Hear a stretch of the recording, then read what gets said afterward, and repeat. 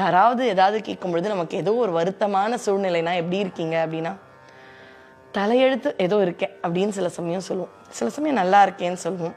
ரொம்ப தெரியாதவங்களா இருந்தால் அவங்க கிட்ட பிரச்சனை சொல்ல மாட்டோம், பேருக்காவது நல்லா இருக்கேன் அப்படின்றது அப்படியே பேச்சிலேயே வந்துடும். ஆனால் உண்மையா யாராவது ரொம்ப மனசுக்கு நெருக்கமானவங்க எப்படி இருக்க அப்படின்னு கேட்டால் தலை எழுத்து கேட்காத அப்படின்னு சொல்லுவோம். இல்லை என்ன பண்ணுறது, தலை விதி ஏதோ இருக்கேன் அப்படின்னு சொல்லுவோம் இல்லையா? அப்போ நம்ம எல்லாருக்குமே நம்முடைய தலை எழுத்தின் பிரகாரம் நாம் செய்த கொண்டு வந்த அந்த தீவினைகளால் தான் நம்முடைய துன்பம் இந்த பிறவியில் அப்படின்றது நம்ம எல்லாருக்குமே தெரியும்.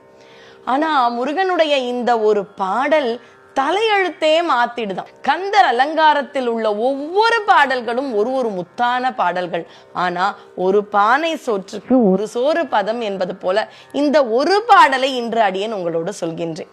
சேல் பட்டு அழிந்தது செந்தூர் வயல் பொழில் தேங்கடம்பின் மால் பட்டு அழிந்தது பூங்கொடி யார் மனம், மாமயிலோன் வேல்பட்டு அழிந்தது வேலையும் சூரனும் வெற்பும், அவன் கால் பட்டு அழிந்தது இங்கு என் மேல் அயன் கையெழுத்தே.